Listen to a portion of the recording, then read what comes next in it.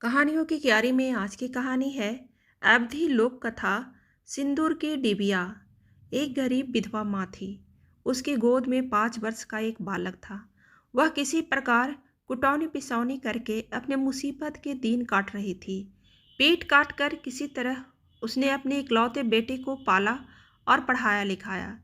जब बच्चा पढ़ लिख कर बड़ा हो गया, कमाने खाने लगा, तो माँ ने उसकी शादी कर दी और स्वयं राम भजन में लग गई। बेटे ने अपनी मेहनत की कमाई से घर को महल बना दिया और माँ, बेटे और बहू तीनों सुख से रहने लगे।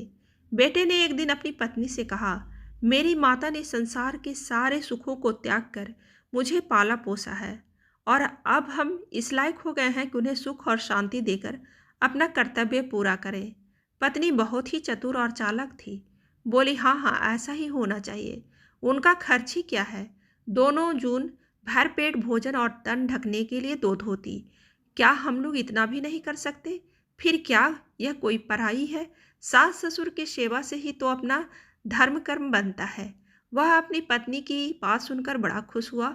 सोचने लगा, मेरी पत्नी बड़ी समझदार है। आपस की सुलह से घर का काम होने लगा। पत्नी ने अपनी चतुराई से पति को अपने बस में कर लिया और वह चिंता रहित होकर बाहर का काम देखने लगा। वह क्या जाने कि मेरी माँ पर क्या बीत रही है। जब सास भोजन करने जाए तो बहू बड़ी सी थाली में एक रोटी और थोड़ी सी दाल परस कर बैठ जाए। जब माँ रोटी खा चुके तो बहू चौके से एक सिंदूर की डिबिया निकालकर सास से पूछी, यह लोगी? माँ सिर झुकाकर कहती, नहीं बेटी, मुझे नहीं चाहिए, यह तो तुम्हारे लिए है, इसे अपने लिए रख लो। सास प्रतिदिन जब भोजन करने जाती तो बहू इसी तरह की हरकत किया करती। सास सिंदूर की डिबिया देखकर चौके से चुपचाप लौट आती। दिन पर दिन माँ दुबली होती गई।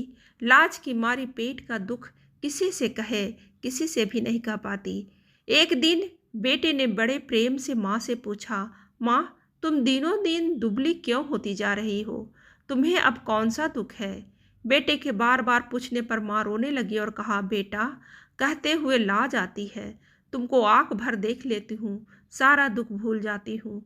अब जीवन के थोड़े दिन बचे हैं, वह भी किसी प्रकार कट ही जाएंगे।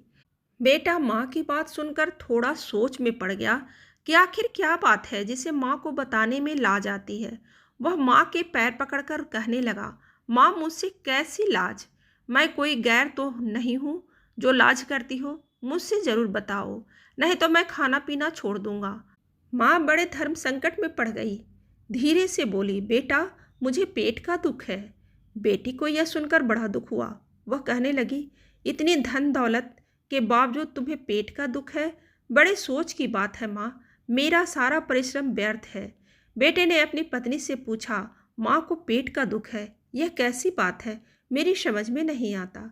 बहू ने तुरंत उत्तर दिया, मैं क्या जानूं? यदि वे न खाएं और पूछने पर न ले तो मेरा क्या दोष? मैं तो बहुत पूछती हूँ, आप चाहे तो खुद सुन ले। वह खुद कहती है कि अब हमें नहीं चाहिए, तुम अपने लिए रख छोड़ो, तो मैं क्या करूं? जब माँ रसोई में खाने गई तो बेटा छिपकर सुनने लगा। कुछ देर बाद जब बहू ने सिंदूर की डिबिया खोलकर दिखाई तो लेने के लिए पूछा तो माँ ने नम्रता से कहा, बेटी, इसे लेकर क्या करूँगी? यह तुम अपने लिए छोड़ रखो, यह तो तुम्हें चाहिए।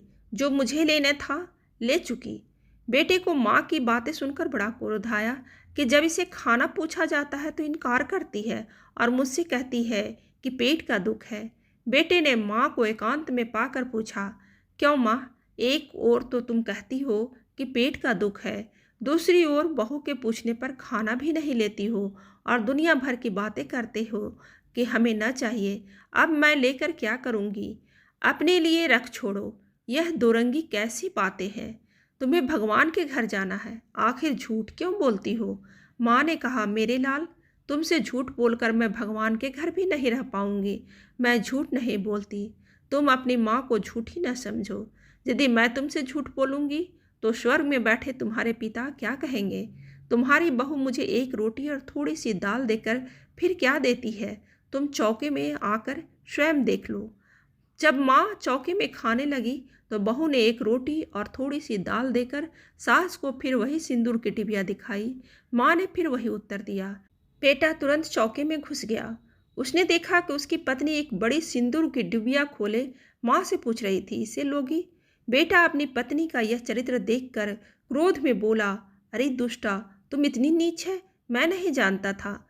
तू हट जा मेरी आंखों के सामने से, मैं आज से तेरा मुंह नहीं देखना चाहता। वह बहू को घर से निकालने लगा, पर माँ ने उसे समझा बुझाकर शांत किया। बहू ने भी सास के चरण पकड़कर क्षमा मांगी। फिर तीनों सुख से रहने लगे।